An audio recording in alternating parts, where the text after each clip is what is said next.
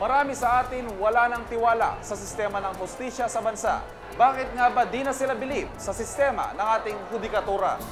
Kung ano-anong gamit, makikita mo raw sa Divisoria. Cute at mura. Pero sulit ba? Isang atleta ang nagpakamatay nung Hunyo. Natalo raw kasi siya hindi sa laro, kundi sa sistema ng Philippine Sports Commission. Personal naming inala. Sinaliksik ang bawat anggulo. Ang mga detalye kinumpleto. Lahat ng yan ay nakatala Sa Reporter's Notebook.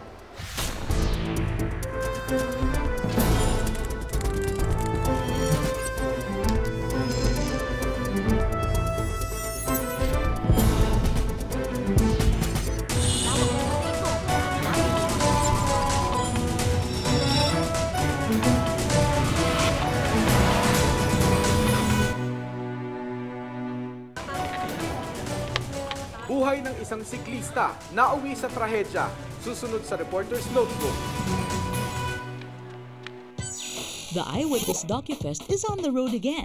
Next stop, Central Luzon State University, Science City in Muñoz, Nueva Ecija. Be there on November 17, Wednesday, from 9 a.m. to 5 p.m. at the CLSU Auditorium. Join the motorcade, meet the hosts, watch the documentaries. Interested parties may contact these numbers. This event is presented by the Society of Advancement of Management Studies.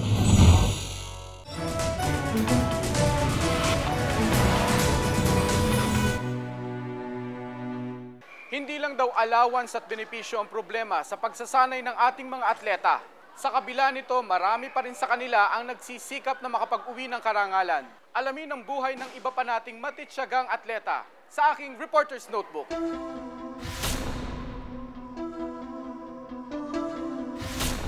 Nay, atay, pasensya na kayo kung bakit ko ito nagawa dahil sa di ko na kaya ang problema at sa napatawad ninyo ako. Ito ang suicide note na iniwan ni Perlito Pocong Ibanez na natagpo ang patay sa kanyang inuupahang apartment noong ika-24 ng Hunyo.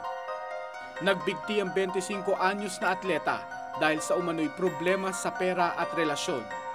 Umalis yun, kalib-in na yun. Bakit ho ba siya iniwan ng kalib-in? Wala na nga kasi pera eh. Hindi raw niya akalain na magagawa ng anak na kitlin ang sariling buhay.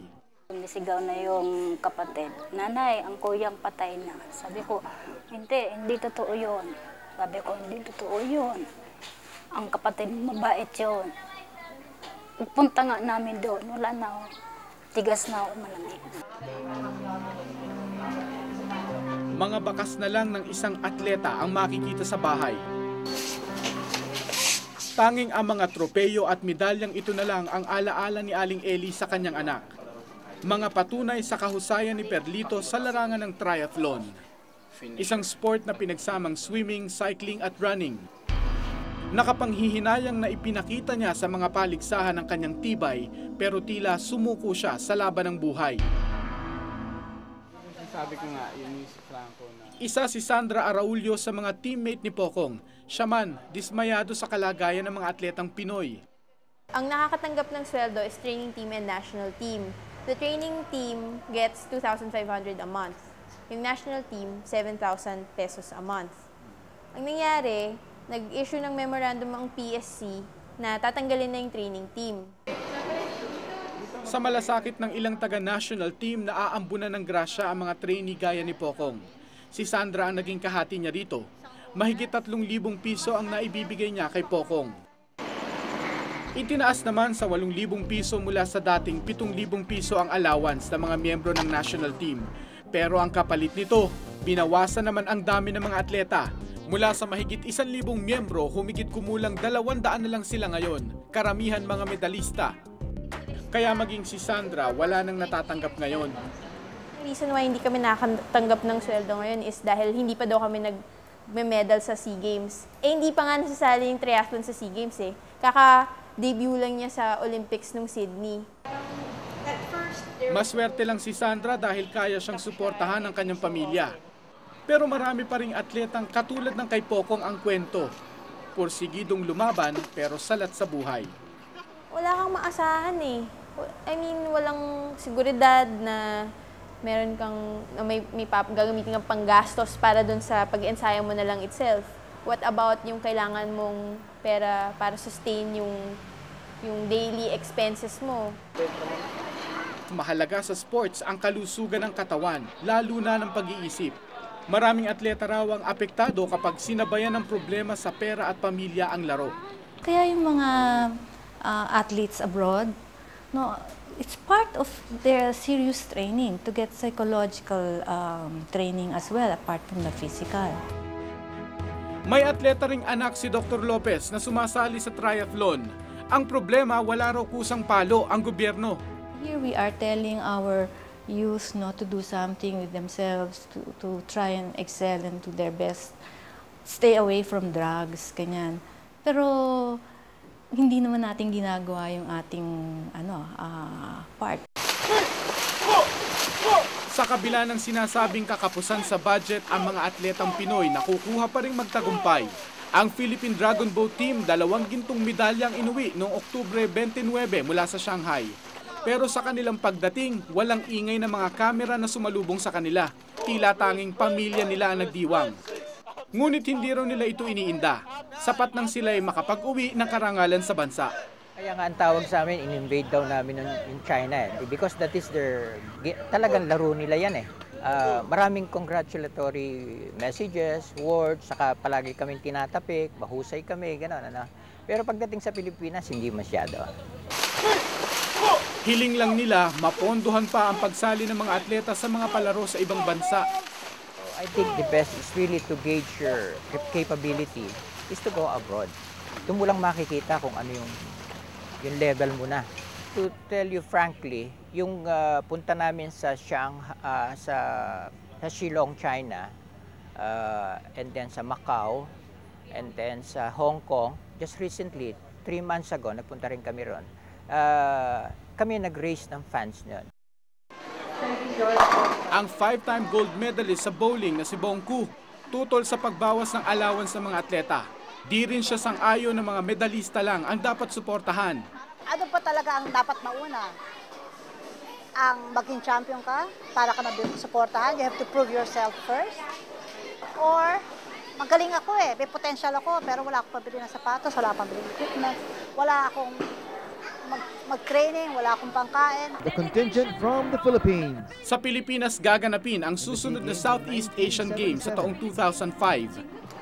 1 bilyong piso raw ang gagastusin para rito. Pero ano raw ang magiging laban ng mga atleta sa SEA Games kung binawasan ang kanilang sustento? So para sa akin, ang 1 billion ba will make our athletes win kung wala silang support? Pero sabi naman ng Philippine Sports Commission o PSC, suportado ang mga atleta.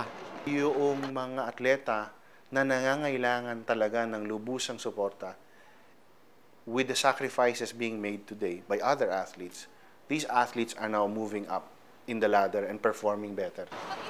Isa raw sa dahilan ng pagbabawas ng allowance ang pagiging hanap buhay ng sport sa ilang atleta. Hindi namin tinuturing na hanap buhay ang pagiging atleta.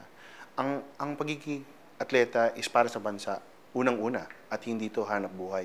I can't see yung pag ang isang atleta ay ginagawa niyang hanap buhay in a sense, not because na hanap buhay yun, it's because that he's going to go full-time and who will feed the family? Para magtrabaho ka at mag-training ka pa, napakahirap na. Exhausted ka na eh. Sa 460 milyong pisong budget ng PSC kada taon, 100 milyong piso raw ang napupunta sa pasweldo, maintenance fees at infrastructure. 70% naman raw ang natitirang 360 milyong piso ang napupunta sa allowance ng mga atleta, pagkain, pagpapagamot at training ng mga ito. Magsama-sama kayo sa karera. Kung mayroong Pero tila di ramdam ng siklistang si Edwin Paragoso ang sinasabing suporta sa nutrisyon at iba pang pangangailangan. Yung ambag-ambagan lang kami. Ambag-ambagan. Sa mga silid gaya nito sila namamalagi. May mga tulo at sira. Maliit para sa 4 hanggang 6 na atleta. Ang ibang ang kwarto, nilumot na kaya't di matulugan ng maayos. Yung init, tapos paggabi, sumisingaw yun. Sa ilalim, mainit. Kaya sa labas kami minsan, nagduduyan, nilalabas namin electric fan. Okay, proper training, no? Pero pag hindi proper yung pahinga mo, wala rin, mahihirapan yung atleta mo. Mabe-burn out lang eh. Pero mas mahalaga raw sa mga atleta ang magsanay. Kung tutuusin, mas malaki raw ang kinikita ni Edwin noon bilang newsboy. Pero todo kayod pa rin siya sa napiling sport. Gusto ko kasi yung magkaroon ng medalya, kagaya ng gold. Yun ang gusto ko. Kaya kahit mahirap yung ensayo. Oo, tiisan. Kahit yung allowance sinasabi nilang sa next month, mayroon na. Tinitiis lang namin yun. Tila ang mga atleta pinakikinabangan habang bata at madalas pang ang nababaliwala. Pag tumanda, nakalulungkot na limot na sila. Nangyayari sa mga atleta natin, pag hindi na sila naglalaro, wala na eh. Parang basura na lang eh. Ganon eh. Parang ganon. Marami akong nakikilalang athlete na ganon. Hindi man bakas sa kanyang pangangatawan, si Andres Franco na mag-80 na ang kauna-unahang Filipino gold medalist sa high jump event sa first Asian Games na ginanap sa India noong 1951. Matikas at aktibo pa rin siya sa sports matapos manalo, pero mula nang ma-stroke noong 1974, hindi na nakapaglaro si Lolo Andres. Di maiwasang lumuha ng retiradong atleta kapag naaalala ang nakaraan. Kulang na kulang. Sa bayan sa kuryente at sa tubig, kulang na yun eh. Kaya lang eh, sila nagsusuporta yung mga nugang ko at yung anak ko. Naiiyak na lang ko. 30 taon ng retirado si Lolo Andres, ngunit noong 1998 lang nagsimula ang 5,000 ng pensyon kada buwan mula sa PSC. Kulang pang araw ito para sa kanyang gamot at therapy. Sometimes we even give direct financial assistance for medicines sa mga retiradong atleta. Babaya na kami mga old athletes.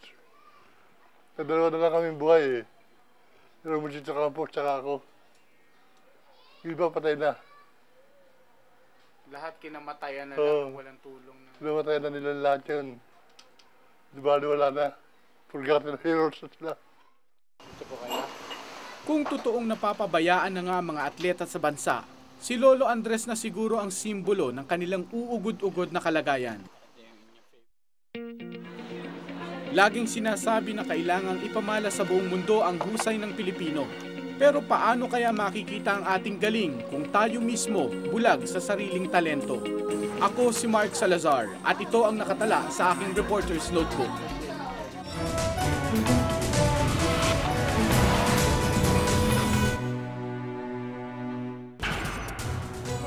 Susunod, mabagal ang pag-usad ng hustisya sa bansa. Alamin sa aking Reporter's Notebook. Sagip buhay, kaligtasan, serbisyong totoo. Sa pagdiriwang ng ika-9 na taong anibersaryo ng emergency ngayong Biyernes, makibahagi sa isang espesyal na telephone marathon na alay sa Quezon City General Hospital at GMA Kapuso Foundation.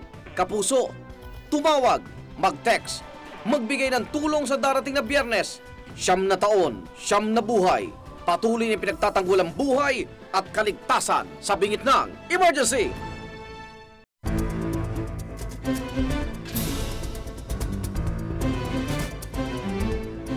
Bulok daw ang sistema ng hustisya sa bansa. Paano nga naman? Kahit hindi ka pa sentensyado, basta't hindi ka makapagpiyansa, bulok ka na sa kalaboso. Bakit nga ba usad pago ang sistema ng ating hustisya? Pagpintangan akong sangkot sa fraternity war na nagresulta sa pagkamatay ng isang estudyante. Imbes na karangalan, kahiyan ang natamo ng aking pamilya. February 28, 2002. Matapos ang 7 taong pagkabilanggo, napawalang sala si Raymond Darag sa kasong pagpatay sa isang kapwa estudyante sa UP. Graduating student si Raymond ang siya'y makulong. Punong-puno siya ng mga pangarap noon. Mga pangarap na halos tuluyang mabura dahil sa pagkakakulong bunsod ng isang krimeng hindi niya ginawa. Sa loob ng 7 taon, tiniis niya ang malaimpyernong kondisyon sa loob ng Quezon City Jail. Papasok kayo dyan, nandyan na lahat, biglang mapopostpone. Bakit? Kasi yung piskal wala, o yung prosecutor wala. Bakit? Kasi nag-attend ng meeting, ganyan. Ngayon, unti-unti nang bumabalik sa normal ang buhay ni Raymond. may trabaho na siya at sariling pamilya. Swerte pa kung tutuusin si Raymond.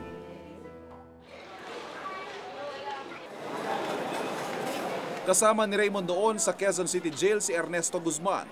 Murder ang kanyang kaso. Magwawalong taon nang nakakulong si Ernesto pero hindi pa rin siya nasisentensyahan hanggang ngayon. 1 o 2 beses kada taon lang daw kung dinggin ang kanyang kaso. Mahigit 6 na taon bago ako sinalang. Palagi puspon yun. Ibig sabihin, 6 na taon, walang nangyari sa kaso mo? Yung witness nila, matagal bago isalang, pati yung doktor. Taon bago isalang.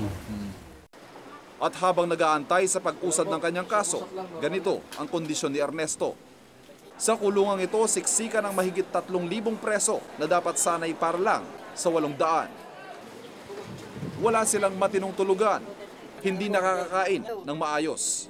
35 pesos lang kasi ang budget kada araw para sa pagkain ng bawat preso. Habang ang nakalaan naman para sa gamot, 100 piso kada taon para sa bawat preso. Marami tuloy sa kanila nagkakahawaan ng iba't ibang uri ng mga sakit. Maraming committals kaysa releases. Despite na may mga off-land decongestion kami na ginagawa, marami rin ang nakukumit bawat araw. Parusa ang makulong, lalo pat kalunos-lunos ang kondisyon sa loob ng mga kulungan. Doble parusa pa ang mabagal na usad ng hustisya. At ang mas malaking tanong, ilan kaya sa kanila ang tunay na nagkasala? Posibleng marami sa mga bilanggo ang nagdurusa sa loob ng piitan kahit sila hindi pa nasisentensyahan. Ayon sa pag-aaral ng Korte Suprema, tinatayang halos 20% lang ng mga inaaresto at ikinukulong ang guilty o talagang may kasalanan. Mahigit 80% nito na-acquit o napapawalang sala. So pag nagkaroon ng criminal complaint, nagkakaroon ng preliminary investigation at pag nakita ng public prosecutor, yung investigating prosecutor, na may probable cause na pwedeng i-file yung case against the respondent, pinapile yung kaso. Bukod sa problemang ito, may ilan pang mga bagay na sadyang nakapagpapabagal sa takbo ng hustisya. Tinatayang mahigit 2,000 mga korte sa bansa sa kasalukuyan. Pero ayon sa Korte Suprema, mahigit 700 sa mga korteng ito walang hukom ngayon. Sweldo, mainly sweldo. Hindi sila kumikita ng maganda eh. Yung mga sa private practice, kumikita ng malaki yan. Siyempre, kung may pamilya ka, mas gusto mo malaki kitain, di ba? 20,000 kaso lang ang dapat na hinahawakan ng isang hukom. Pero lumalabas na mahigit 80,000 ang hawak na kaso ng isang hukom ayon sa Korte Suprema. Sa dami nung hinahawakan na kaso, libo-libo, talagang hindi pwede. Kaya kami nga, nag-ano kami sa Kongreso ng creation ng additional courts lalo sa Metro Manila kasi kailangan talagang dagdagan ng korte. Dahil sa kakulangan ng mga hukom, inaalikabok tuloy ang maraming kaso sa ating mga korte. Itong Metropolitan Trial Courts, nilakihan yung jurisdiction. Nung nilakihan yung jurisdiction, dumami yung kaso nila, tambak-tambak, libo-libo. Siyempre, pag ganun karami, ang scheduling mo malayo na. Di mabagal yung pagproseso. Sa talaan ng Korte Suprema, mahigit 800,000 mga kaso ang nakabinbin sa mga korte sa buong bansa. Binisita ni Aling Jovita ang kanyang anak na si Elmer sa Caloocan City Jail. 2 taon nang nakakulong si Elmer sa kasong frustrated murder. Nakatenga pa rin sa korte ang kaso ng kanyang anak. Nakakatatlong lipat na raw ng judge ang kaso. Bagamat bailable o pwedeng piyansahan ng kanyang kaso, hindi naman daw nila kayang magbayad ng 5,000 piso para mailabas ang anak sa kulungan. Pagka walang pera, walang hostesya. Ba? Pagka may pera ka, madali. Dahil sa kapaligiran ko dito, yung may mga pera, pwede sila nakakalabas-masok sa kulungan. Katulad sa amin, kung hindi kakayod yung asawa ko, hindi kakain kami. O ano pa naman ang ipambabayad namin sa abogado. Pag hindi ka ala kang perang pampiyansa at kahit bailable, hindi talaga makapagpiyansa. Wala namang kaming pansapaw para piyansahan namin siya. The Soldier also requests for the issuance application, the requested this representation. Kadalasang eksena sa korte, tagisan ng pagsasalita ng mga abogado, palaliman ng Ingles. Pero ang paggamit daw ng wikang Ingles sa korte, balakid din sa hustisya. Kikita talaga namin yan. And then, it serves to alienate the majority of our people from the process. Ang ibig ko sabihin, karamihan naman sa atin mga Pilipino, hindi naman marunong mag-English, di ba? Ang mismong proseso ng batas o ang due process kung tawagin, ang isa pang dahilan kung bakit nagiging mabagal din ang takbo ng mga kaso. So yung due process, ang basic elements no, notice and hearing. So sa karamihan sa mga kaso, sinusunod yon. No? At pag sinabi mo kailangan may notice and hearing, syempre, it takes time. Pagdating sa hearing o pagdinig sa kaso, sari-saring debate at argumento rin ang ginagawa ng ilang abogado para patagalin ang mga kaso. Syempre, kung talagang ginigiit nila yung posisyon ng kliyente nila, marami silang pwedeng gawin din no, para i-delay ang proseso. Ang Speedy Trial Law of 1998 ang batas para sa mabilis na pagdinig sa mga kaso. Sa ilalim nito, dapat ay may resolusyon na ang isang kaso sa loob ng 70 araw o 3 buwan. Kahit pa mayroon tayong Speedy Trial Law, hindi pa rin nasusunod yan. Kasi ang realidad, talagang ang dami-daming kaso. Halos 2 taon na rin nakakulong sa Manila City Jail si Elvino Romines. Iniresto siya ng mga pulis matapos siyang paghinalaang drug user. Kinasuhan siya ng mga pulis ng paggamit ng bawal na gamot, pero ayon sa kanya, hindi pa siya humaharap kahit sa piskalya. Kung nahihiringan man lang sana o kahit paano, siyempre malalaman mo, kailan kalayaan ko, di ba? Ay siya rito sa ngayon, hindi ko alam kung kailan ako lalaya eh. Malungkot para sa kanya ang mawalay sa pamilya, lalo't siya lang ang bumubuhay sa mga ito. Alam mo, kumakain ba sila o hindi, di ba? Ang may bahay ni Elvino na si Raquel ang siya ngayong tumatayong padre de pamilya. Pinagkakasyang maliit na kita, maitawid lang ang gutom nilang mag-anak. Napakahirap eh. Hirap talaga, lahat ng hirap dinadanas ko kung wala siya. Nakapiring ang mata ng batas, wala raw kinikilingan. Sa bagal ng usad ng hustisya, ang mismong proseso at mga institusyon na dapat sana'y nagbibigay ng katarungan ang siya ring tila nagiging dahilan ng kawalan nito. Ako si Ivan Mayrina at itong nakatala sa aking Reporter's Notebook.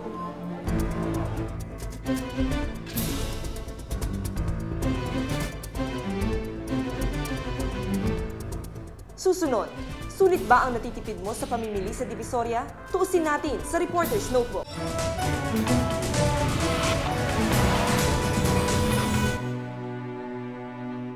Bombilya, baterya, laruan at kung ano-ano pa. Mura, made in China at kung minsan agad pumapalya. Ang hinala ng marami, pusilit ito at nalulugi rito ang gobyerno. Sulit nga ba para sa ating lahat ang mga produktong ganito?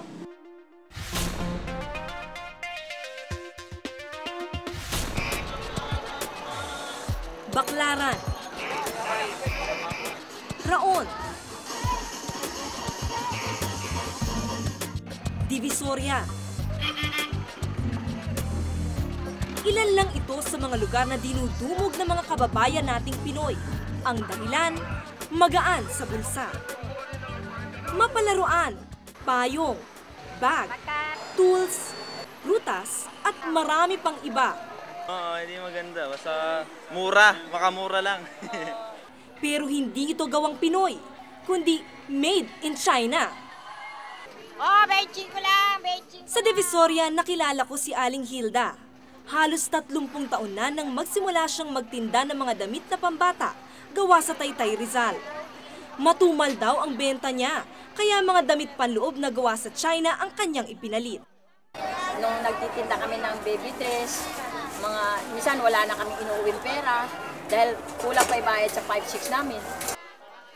Mga bra at panty ang napili niyang ibenta dahil madali raw itong itakbo kapag nagkahulihan. Kahit na medyo maliit nga ang tubo, mabilis, kasi mura. Oo.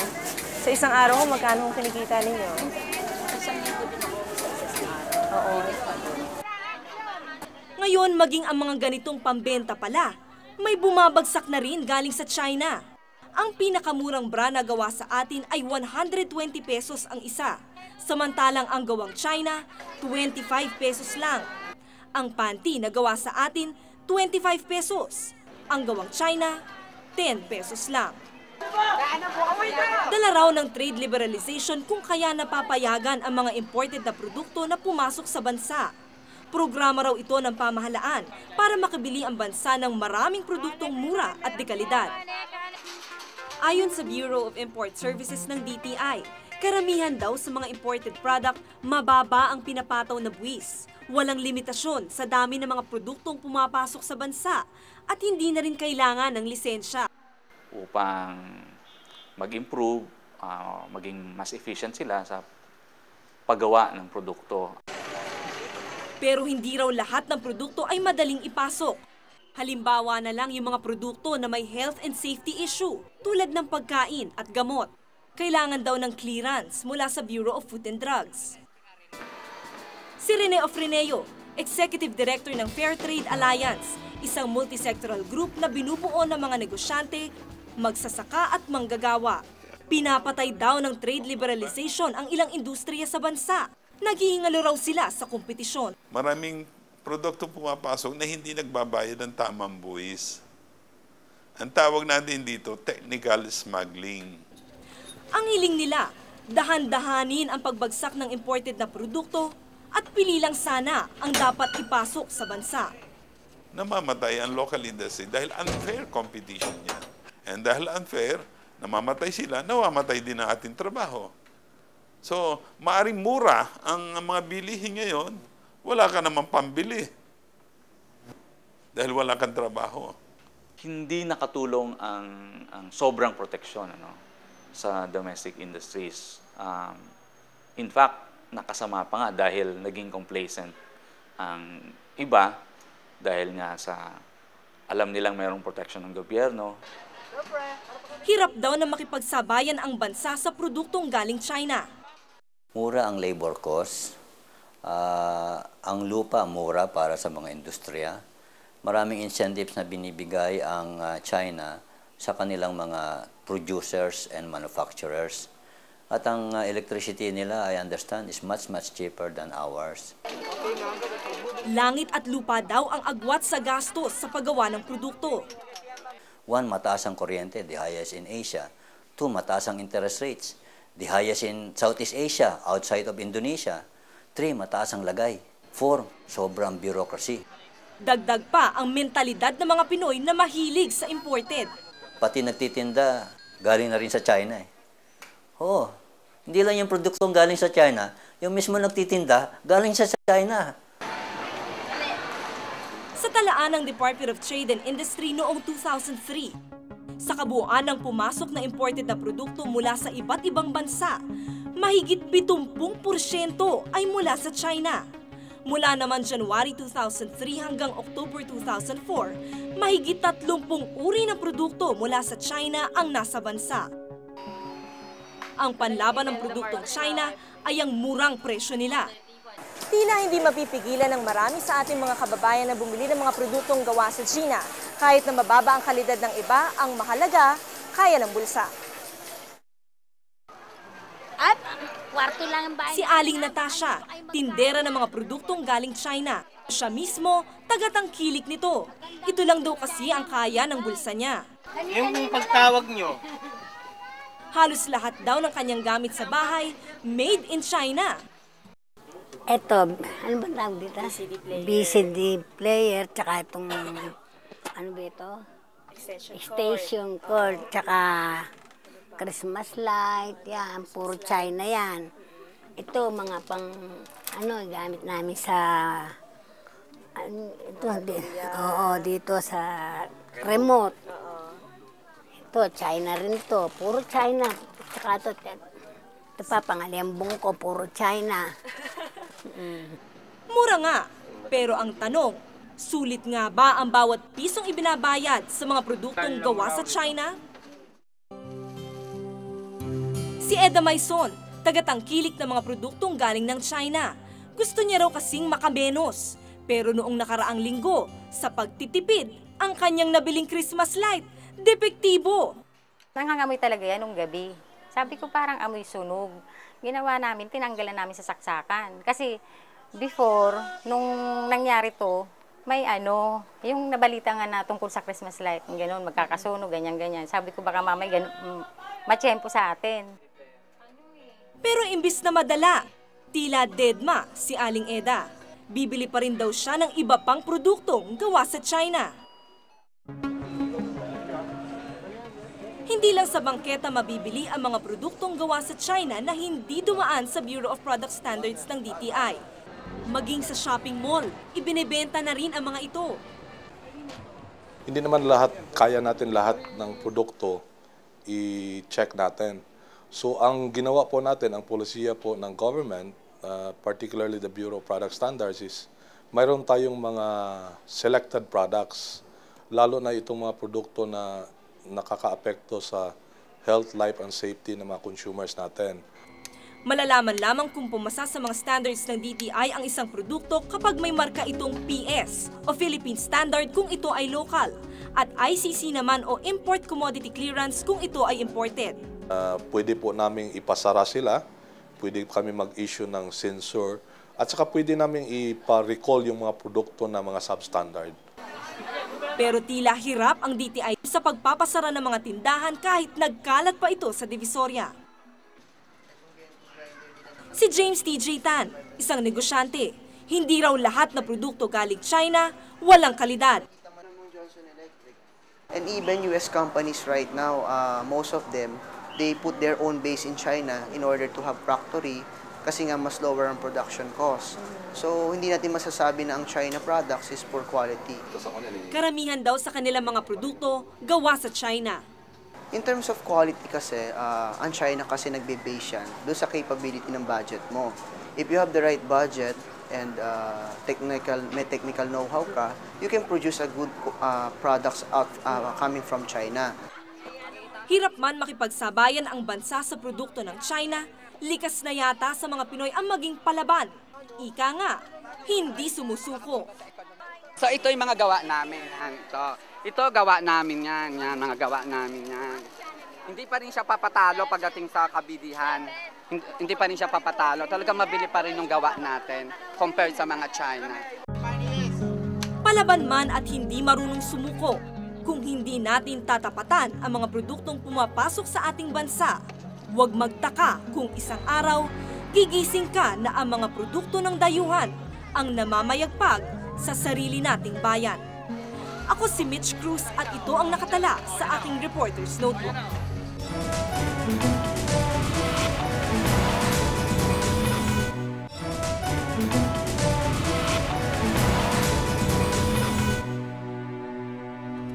Kung may nais kayong ipasiyasat na issue o balita, maaari kayong tumawag sa amin sa numerong 928-4239. Maaari rin kayong mag-email sa amin sa reportersnotebook@gmanetwork.com. Para sa malalimang pagtingin sa mga issue at balita, samahan kaming muli hanggang sa susunod na Martes. Ako si Mark Salazar. Ako si Mitch Cruz. Ako si Ivan Mayrina at ito ang Reporter's Notebook.